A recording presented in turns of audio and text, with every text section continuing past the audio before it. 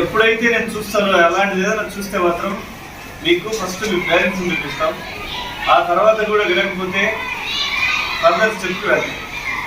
మీరు ఇప్పుడు కరెక్ట్గా 10th క్లాస్, ఈ ఏజ్ అటు చెడిపోవాలన్నా బాగుపడాలి. 10th ఇంటర్, ఇందులో మందు కూడా తాగొస్తున్నారు అంటున్నారు కొంతమంది. 10th క్లాస్ ఏజ్కి మందు తీసుకోవడం ఏంటి? ఇక్కడ నిజంగా చెప్పండి, చేతులు ఎత్తండి, ఎవరెవరు తీసుకుంటున్నారు? నిజాయితీగా చేతులు ఎత్తండి. ఎవరు కూడా ఆల్కహాల్ తీసుకోవట్లే? ఎందుకంటే కంప్లైంట్స్ వస్తున్నాయి నాకు. ఈ వయసులో మంచిగా చదువుకునేది కూలిప్స్ తినడానికి నోట్ వేసుకొని మందు లిక్కర్ ఆల్కహాల్ కన్జ్యూమ్ చేయడం అంటే మీరు మీ భవిష్యత్తును మీరే పాడు చేసుకుంటారు.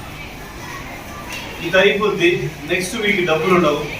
ఎక్కడో ఏదో అంటే ఆ మందు తాగాలంటే డబ్బు కావాలంటే ఈజీగా ఎవరు ఇవ్వరు పని చేయకుండా. సో నెక్స్ట్ ఏం చేస్తావు? దొంగతనం చేయాలనో ప్లాన్ చేస్తావు, ఎవరైనా పుట్టాలనో పుట్టి లాక్కెళ్ళిపోవాలనో ట్రై చేస్తావు. ఆ క్షణం ఏముంది? పోలీస్ ఎంటర్ అవుతుంది. ఒకసారి కేసు నమోదైంది అనుకో, చట్ట ప్రకారం నీ మీద క్రిమినల్ కేసు, నీ జీవితంలో ఏంటి పని చదువుతుంది.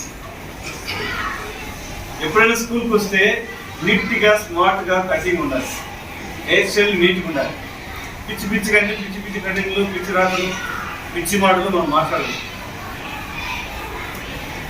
సొసైటీ గురించి కొంత అవగాహన వచ్చింటుంది, తెలుసు కదా ఏం జరుగుతుందో రోజు మీరు గమనిస్తున్నారా లేదా?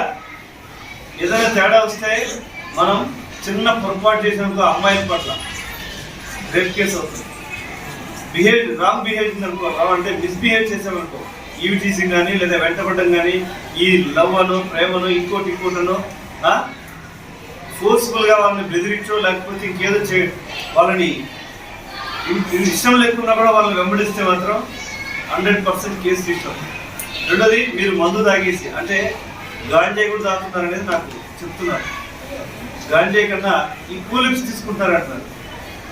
ఒక్కసారి ఎవరైనా ఇలాంటి ఆల్కహాలిక్ కానీ కూలిప్స్ ఇలాంటి మత్తు పదార్థాలు కానీ లేకపోతే ఇంకేదైనా కొంచెం ఎక్స్ట్రీమ్ స్టెప్కి వెళ్ళి గాంజాయి తీసుకుంటే మీరు అనారోగ్యం పాలవుతారు. మీ entire central nervous system destroy అయిపోతారు. ఒక్కసారి అది అడిక్ట్ అయితే మీ బుర్ర, మీ ఆలోచన మీ కంట్రోల్లో ఉండదు. మీ కంట్రోల్ ఎప్పుడైతే ఆలోచన తప్పుతుందో మీరు ఏమి చేస్తున్నారో విచక్షణ కోల్పోయి ఈ సొసైటీలో, మీ ఇంట్లో కనీసం అమ్మ నాన్నను కూడా గౌరవించలేని స్థాయికి మీ యొక్క మైండ్ వెళ్ళిపోతుంది.